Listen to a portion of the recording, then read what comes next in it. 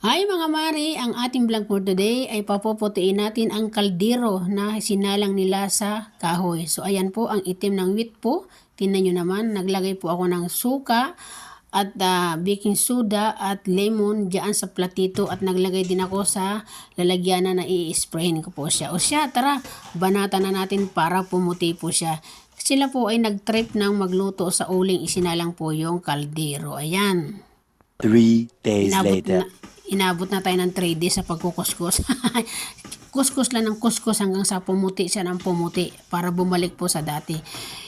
Kasi sabi ni amo ay pabalikin ko raw sa dati yung puti niya at yung kintab niya. O siya, sige, hala, kuskus lang ng kuskus. Sana po ay nagustuhan nyo ang ating video for today. Ang ating pong video for today ay magkuskus ng kaldero. So ayan, makintab na. Tingnan natin. Dali, dali, dali, dali. O, bumalik sa dati ang ating pong kaldero. So ang wheat po na lang ang kanyang maitim. O diba? So ayan na, makintab na siya.